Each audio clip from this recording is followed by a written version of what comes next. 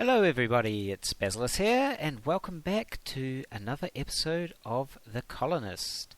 And here we are in a hole in the ground.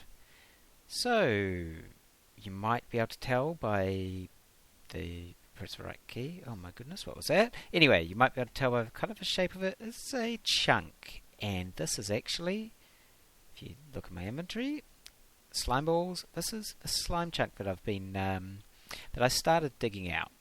Got 1, 2, 3, 4, 5, 6, 7, 8 levels, 9. I think at this height I may or may not be able to have another spawn platform here, but I'll get to that once we get down here. I'm going to start from the top and go with what we can get. Already managed to load up a fair amount of stone into some chests, and talking about that, I'm going to make some more chests before going back up, so I have somewhere to offload stone to, because there is going to be plenty of that. So this episode I'm going to do something a bit different for me, both in terms of this series and any other series I've done. I'm going to do a lot of digging on camera, and I know what you're saying, digging stone, it's not that interesting. But what I thought I would do while digging is tell you a bit more about myself. Some people might find that just as boring as digging stone, but we'll see how it goes. So, if you couldn't tell either by looking at some of the details on my channel or via my accent, I'm a New Zealander, and yes, that means I'm a hobbit and live in a hole in the ground. So yeah, there's that. But no, not seriously. But if you've seen the Hobbit movies or the Lord of the Rings movies, I mean, they were obviously filmed in New Zealand and showcased a lot of our lovely scenery here. And New Zealand is a very beautiful and awesome place that I would highly recommend to people to come and visit. So there we go. If you notice here, I'm actually going out 4 blocks. Well, you only need 3 blocks in order to have a ditch right down the side of all the spawn platforms. But I'm going out a 4th block because I'm going to go overboard and clad all of the walls just to make it look a bit better. I know you don't need to do that for a farm, and to be honest, once I've dug this whole thing out and got it going, there are going to be very few times I come in here, so it's kind of a bit crazy to dig out all that extra space, but I guess it's one of the things that I like doing when doing a project like this. I like to do the finishing touches, make it look really good, because at the end of the day, I mean, with Minecraft, what else is there? You're building stuff, making farms, and if you're not happy, 100% happy with how those things end up looking, then what was the point in building it? I mean, just to get slime? Yeah, and there's lots of interesting things that we can do with slime, and definitely going to get into some of those later. Slime elevators, you've already seen, if you've watched it, the last episode I did the boat launcher, which was using slime blocks. But definitely going to do some more interesting things with slime. So, so I'm a New Zealander, and we have in this country, I mean, it's a very diverse environment we've got here. Our country is quite long and thin, so stretching from way down south in the South Island, and even below that, Stewart Island, there's very diverse environments. If you were going to come to New Zealand and just see one area, though, I would seriously recommend the South Island, and especially the west coast of the South Island. It's absolutely beautiful terrain down there. So yes, that's my tourism speech done.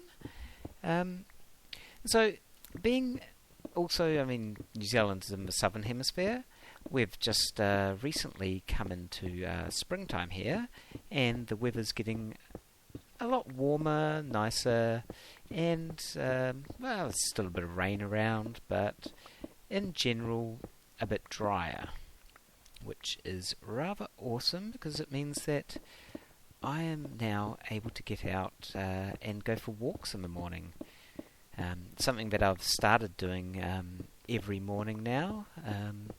I actually work from home, and I've worked from home by myself in a home office now for about 5 years. So if I don't actually get up and get out of the house, I can spend days, and I try not to go longer than a week, but without actually leaving the house. And I don't know if anyone else out there amongst my audience ever experienced that, but it can get a little bit much, just never leaving the house, never, well, not really interacting with other people that much, or, yeah, not getting out into the sun. So I've taken to going for a nice little half-hour, well, walk. It's not a stroll. It's a decent walk. Get the blood pumping and the heart rate up a bit. It's quite good for you. And with the school term just having started back, it's just been school holidays here up until recently. And something else that you don't know about me, I'm a father of 2 kids. So now, in the morning, rather than just going for a walk by myself, I'm starting to walk the kids to school. Well, one to school, and the other one's still at kindy, which I'm not sure. Different parts of the world have different terms for different things, but kindy here in New Zealand, or kindergarten, is for ages basically 3 to 5, and then you start, well, 3 and 4 year olds, and then you start school when you're 5. So started doing that. That was actually the first time was this morning, because the school holidays have just finished, and it is a Monday when I'm recording this. It probably won't be Monday anywhere when I release it, but yes. So I had a lovely little walk this morning with my daughter to school, and she was on her scooter, which helped with speeding her pace up a bit. She's a bit slow, I guess, if smaller legs and all that without it. So it still managed to be a good little bit of a workout for me there. And what was I going to talk about next? I've got a little list of things I'm going to talk about. But while saying that, I've just set up an Ask FM account, which I'll put the link to in the description of this video. And yeah, if you've got any questions you want to ask me about anything, yeah, ask away. I don't know much about hobbits other than what I've read and watched on movies, so yeah, keep those ones to a minimum. Get that. Oh, went too far. Don't like leaving little holes like that, but we're going to have to go up there for that iron anyway. Oh. Get that. Wrong key. That one. And don't know if you're going to be able to hear it on the video or not, but I got myself a new mouse, which I got it because my old mouse actually made a lot of clicking noises on the left mouse button. So I got a new mouse which is supposed to be silent, and the left mouse button doesn't make noises. But now I've got a mouse that the right mouse button makes squeaking noises, which I'm not sure which is worse actually. So I'm going to have to see how that comes through in videos and either go back to my other mouse or get a new one. I guess mice, actual animal mouse, they do more squeak than click, so it's being true to form. Where are we here? Okay, so yes, I've written a few things that I was going to talk about, because coming into something like this and not having any idea what you're going to say, you're going to get a bit lost. And yeah, Ask FM. Apart from just answering questions on there, I'm planning on, hopefully, once I get to my 50 subs, which will hopefully happen, and hopefully won't take too long, I am planning on doing a 50 sub special, which I may be answering questions that people ask. I am planning on doing a face cam for that, but also playing a new game, but I'm not going to actually say what it is. It's going to be a surprise for this special. I don't know what the pacing of the game is though, so if the pacing of the game is such that... which block is that on? That's there. I will want a way to get off. Maybe not that one, there. If the pacing of the game is such that I can answer questions while playing it, which, having read about the game a bit, it sounds like I could probably do that, then yeah, I'll be keen to answer some of your guys' questions about me. So yeah, ask away. The next thing I was going to talk about today, though, was rugby. That's right. So if you don't know, depending on what part of the world you're from, rugby may or may not be a big thing. And here in New Zealand it is a big thing. The All Blacks are, well, famous around the world, and especially in countries that follow rugby. If you're from the States, it's not really a big thing over there. I know that some people do play rugby in the States, but it's not a big time sport. But in New Zealand it is, and going on right now is the Rugby World Cup, which, to be honest, I'm not being a great New Zealander when I say I haven't actually been following it. I mean, I've been following it a little bit, hearing about it. I haven't watched any of the games yet. Generally haven't been watching rugby a lot over the last, I guess, 8 years or so. And that's partially that's because my wife is not that into watching sports on TV, and she's fine if I do watch them, but because I don't have somebody that I'm actually watching it with, then it's just not as interesting for me to watch. Yes, so yeah, I haven't... Oh, there we go, we've got a slime. What are you... Oh, you must have come up the ladder. Okay,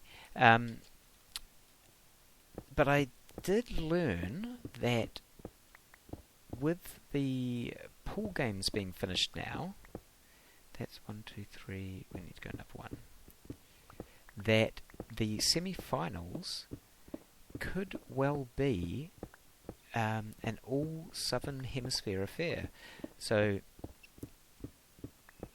3 of the top teams in the world in rugby are New Zealand, Australia and South Africa, and we're each in a different branch in the quarterfinals, and therefore the three of us are probably expected to go through to the semi-finals.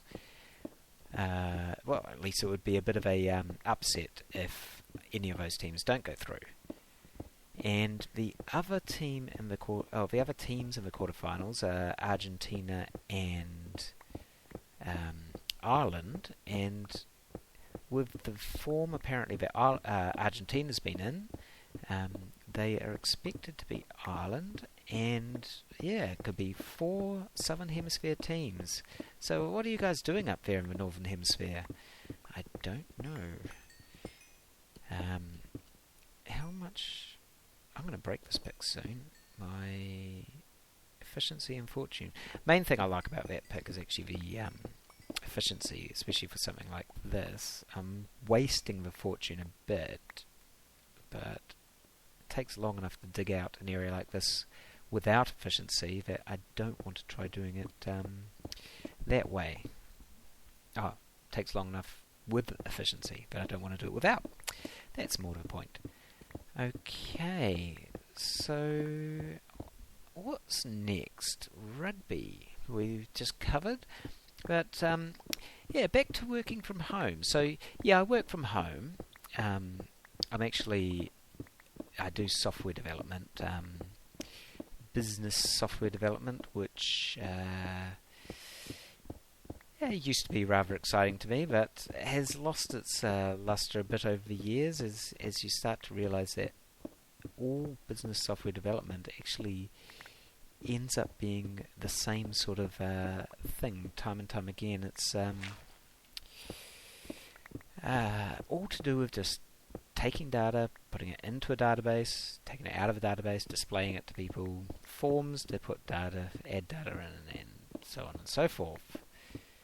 Very few and far between are things that actually are what I'd call exciting. I mean, it's an area of computers that I've been interested in for a long time is artificial intelligence, and writing stuff about that, which really, in normal work cases, you really don't get to do. But so that's what I do, software development. Something else that I've always wanted to do in terms of developing is actually game development, which again is a rather tricky area to get into. And from what I've heard from people in the industry, working for big companies doing game development isn't that fun, and they have absolutely stupid deadlines and expected to work long hours and so on and so forth. And yeah, I would never want to actually do game development for a big game company, but indie game development has always fascinated me, and it would be something I'd be really keen to get into someday. All that takes, obviously, is a lot of time and your own effort, whatever you want to do, and that, well, time's something I don't always have a lot of. But yeah, you put in the time and you get the rewards of it, which is something I'm actually quite used to. I mean, I say that I work from home. I actually work for a small startup company, which is why I'm able to work from home. And again, working from home for a company like that, it's all about the effort that you put in should someday hopefully give you a payback. I've now been involved in startup development for about about 10 years or so, I guess, something like that. And it does take time to actually get somewhere with that, and you're always expecting at some point that to get the payout that you are missing by missing out on a what I would call a fair salary for your work. So it's really an investment, and hopefully something that will pay off. I've been doing that now, quite a while, about 10 years or so, and it's got its ups and downs. I mean, I like the idea. Nowadays, I guess I kind of work for somebody, but I also am my own boss. So, I mean, especially working from... Damn it. I didn't mean to break that. Especially working from home by myself. I mean, I have the responsibility of doing work, trying to get a certain amount done per week, and I have to see to it that I do that. So there's a lot of self-discipline involved there. But in saying that, I mean, I can take time off when I need to more easily. I can... more slimes down here somewhere. I can be at home when my kids get home in the evening, in the afternoon after school and kindy, and very flexible hours as well. So that's not going to do anything for us. So I'm going to go and get another pick sorted out. I've got 26 levels. I'm going to have to get some more levels as well. I'll go get another pick sorted out and be right back. Hey, look at that. Actually, that pick has actually popped back into my inventory. I've seen that happens before sometimes. I think it's on the first time that you drop it down to 0 durability and it breaks. It then gives you a second chance at doing that. So I'm not actually going to go and make a new pick. What I'm going to have to do is repair this one. But still, again, I'll be right back after I've done that. So I'm back with a new pick, and much better. So, yeah, game development. So game development is something that I do want to do sometime. I actually had a plan that I wanted to write a game by the end of this year, and I haven't done anything really on it. I started doing some stuff on it, and then quickly lost steam when I ended up, I think, playing too much Minecraft, actually. So, yeah, another thing I'm actually interested in doing is trying my hand at some mod development, and in particular, Minecraft mod development. So yeah, that could be something that I try instead of actually a full game development. But it makes me start to think, when I think about mod development, about what to do, because I mean, so many things have already been done. I mean, make another ore doubling mechanic, or make another set of furnaces and grinders and stuff. I mean, what's the point in doing that? It needs to be something unique and interesting. I mean, obviously something that works with other mods that do those things already. That'd be kind of cool. So that might be something I look back into again. Maybe even do something where I start a modded series that includes a few other mods, but also the mod that I'm developing, and develop it over time with audience feedback. I mean, that could be quite an interesting thing to do. I might have a think about that. Yeah, but I was just looking at the length of the video so far. We haven't got very far, and I actually already starting to probably get a bit long. So we're going to leave it at that for this episode. I hope you enjoyed learning a little bit more about me, and if you've got more questions, don't hesitate to ask on the Ask FM site, which the link will be in the description down below. And yeah, until next time, can I get one? There you go. Until next time, take care, have a great week, and I will see you all here later. Bye!